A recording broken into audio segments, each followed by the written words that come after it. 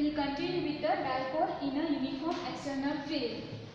We have got three cases. One case is when it is parallel to the electric field. Here also parallel to the electric field. But now when we look here, positive charge is towards the right side and negative charge is towards the left side. Now I have taken in the figure the electric field towards the right side. Okay. Now we have studied electric field. So electric field, it is, if I give like this, that means there is a positive charge and it is going towards like this.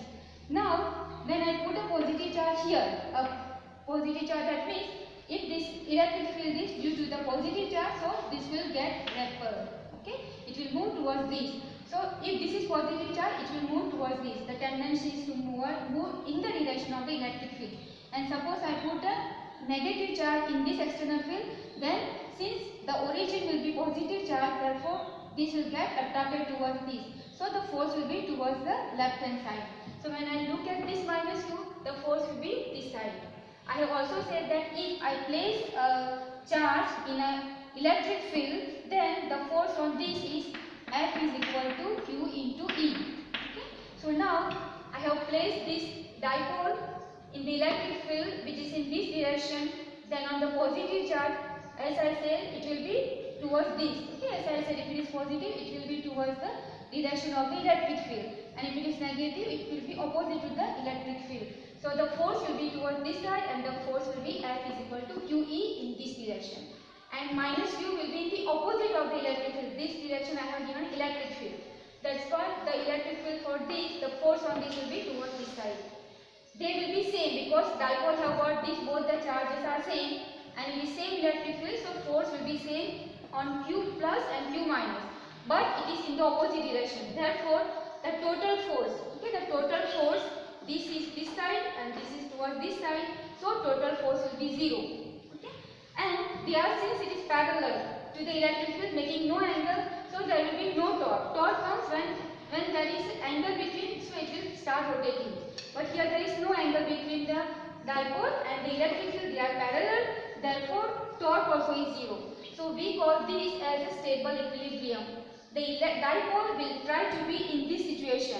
Okay, if it is in this, it will not be affected by any other thing. But if you tilt it, it will try to come back to this same position. Then another one is unstable equilibrium. So now in unstable equilibrium, I have interchanged the spaces. The positive charge I have taken towards this side, the negative charge I have taken towards this side. They are the dipole. Okay, now here also what happens is same. In positive charge, the force is in the direction of the electric field. I have taken electric field this side, so force on plus 2 is towards this side. And for negative, it will be opposite. Here I have shown, na? For negative, it is opposite. So for this minus Q, it will be towards this. Now again, you can see here. This is this side, this is this side. Now plus Q, minus Q, same magnitude. And force is in opposite direction. Therefore, the total force will be 0. Okay, because this is F is equal to QE and this also is F is equal to QE, but in the opposite direction. So one is positive, one is negative, so it is 0. Again it is parallel, okay, parallel to the electric field. This is electric field, this is dipole, parallel, no angle between them. So torque will be also 0. There will be no torque between for the dipole when it is parallel. But here what happens, if you tilt little bit, then it will try to get this minus Q will try to get here and Q will try to come here. Okay, so this is unstable. It is equilibrium, yes, but unstable because if I little bit, it will jump into in this position because this is a stable. Okay, the plus Q has to be this side, minus Q this side. So this is stable and the dipole always will try to be in this position. So therefore this is stable, this is unstable equilibrium, this is stable equilibrium. Now this is when it is parallel. Now this is the third case when the dipole is making some angle with the electric field. Okay, so here I can see that I have not kept like this, but I have kept some angle. This is my dipole, minus 2 plus Q, and it is the electric field I have given this side direction, making some angle theta. Here also, the force will be the same. This is called linear, translational motion, and this is torque means rotational motion. So now, when I talk about force, charge, magnitude is Q, magnitude is Q. Okay, it is in the same electric field, so force will be same. For plus Q towards this side as like this, and for minus Q towards this side. Okay, as I said. towards this side, QE towards this side. So force is 0. But since it is making some angle, there is a torque. Okay, and we have to calculate this torque now. How do we calculate torque? The torque have got this definition. Okay, the formula is 1 of the force into perpendicular distance between the line of action, so between them. Okay, so 1 of the force. So this is my force QE and this is my force QE. 1 of the force. I have to take only magnitude. Okay, so no taking negative positive sign. Only take the magnitude QE. So the force is the QE. It is the same. Okay, and the perpendicular distance. How do I find? I extend this line, and this is a perpendicular. So BC. This will become the perpendicular distance. I have to find this value. So to find this value, this is a right angle triangle. I have given this A, B and C. Okay, so I want to find BC value. I have got this value and I have got the value 2A, the length of this dipole. So what we are going to do, use sin theta. Sin theta is equal to opposite side BC divided by hypotenuse AB. BC I have to find and AB is the length of the dipole, that is 2A. So instead of BC, okay, you put 2A. Sin here, sin BC by 2A, and this 2A you transfer here, so we get the value of BC, call it number 2. Then take again number 1 and put the value of BC. Okay, the BC value is 2A sin theta. QE remains same. Okay, this QE will follow the same. Okay, from 2 putting the value of BC. Then I am going to rearrange this 2A into Q. 2A into Q. E sin theta. Now, yesterday we have defined that 2AQ. This 2AQ is nothing but dipole moment. Okay, this is called dipole moment. And dipole moment we use as small p. And so this is as P E sin theta. Now, when there is a sin theta, and if I want to write in a vector form, when I remove this, I can write it as a sin theta actually becomes as a cross. This is cross product it becomes. And this P will become P vector and E will become E vector, and torque also is a vector. So PE sin theta can be written as vector torque tau is equal to vector P cross vector E. Okay, and if this is there, I can write like this from here to here. Okay, to calculate we can use this also. If theta is given, we have to use this. Okay, just we'll read this and not.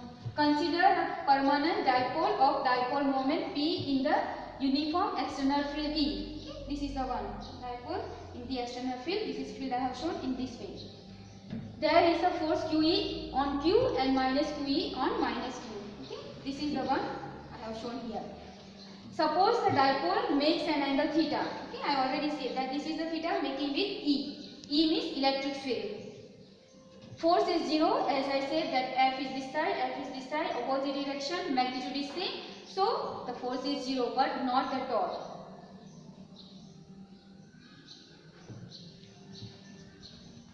Okay, so please remember this theory. Okay. Then next, continuous charge distribution. Now continuous charge distribution we have got in 3 ways. Okay, linear, then on a surface and on the volume in 3 dimensions. So I have written all 3 together here. If point charges are located closely on a curve, means on a line, okay, surface, so the surface I have, then all on the surface, and 3-dimensional space, then it is called, if it is on the curve, we call it as a linear charge distribution. If it is on the surface, we call surface charge distribution. If it is in 3-dimensional space, we call it as a volume charge distribution. Okay, this is E now. Okay, then we have studied that charges Q1, Q2, Q3 like this. Na? This is charge Q1, charge Q2 like this. This is not continuous charge. Continuous charge means they are closely located together. Okay, then you call continuous. But this you call distributed individually, right? It is charge here, charge here, charge here. But when you collect this together, then that is called continuous charge distribution. Okay, it is in the curve. It can be in the surface or it can be in the 3-dimension. Okay, and this will have the density. We are not going to calculate the distribution, but we will calculate the density. So for linear charge distribution, we have got linear charge density Pauling lambda. Okay, so let's define this. What does it mean? In case of linear charge distribution, an amount of charge per unit length is called linear charge density. If delta L is equal to small line element. Now suppose I have got the curve. Okay, I have got the, let's consider this is my charge. Let's take plus charge. Okay, it's infinite suppose. So I will consider the unit length of this. If suppose this is length is delta L, means a small length I consider. It's infinite, I consider only small length. And on this charge, what is the charge on this? Suppose the charge on this is delta Q. Then the charge density is given by lambda is equal to charge divided by the unit length. So delta Q by delta L. So the length is there, but I consider the element of this length, either positive or negative. And then what is the charge on this? And I take the ratio, that is called your linear charge density. Okay, another instead of delta Q, delta L, sometimes we may use either capital Q or small q divided by L. You can also read this as charge per unit length. The SI unit for charge is coulomb, okay, and for length is meter. Okay. Number 2, surface charge density sigma. The symbol is used is sigma. The definition I have kept it same. So if you learn one, it is the same for all three. Okay, see I have just changed little word. In case of surface charge distribution, here it was linear, I have used only surface. Okay, only that's changed. An amount of charge per unit surface area is called surface charge density. So I consider the little area element delta S and delta Q is the charge on it. Then sigma is given by delta Q by delta S. Okay, we can also write sigma is equal to charge per unit length, and we can also use it as a Q by A. A is the surface area and Q is the charge on it. You can say it is the total charge by total area. And SI unit is coulomb per meter square. How do we say coulomb per meter square? Sigma is equal to Q divided by surface area, right? Or S. So Q is coulomb and area of any area of the surface is meter square. So it is coulomb per meter square. And the last one is volume charge density rho. In case of volume charge distribution, amount of electric charge per unit volume is called volume charge density rho. Okay? Exactly the same definition, no change, except changes with the volume.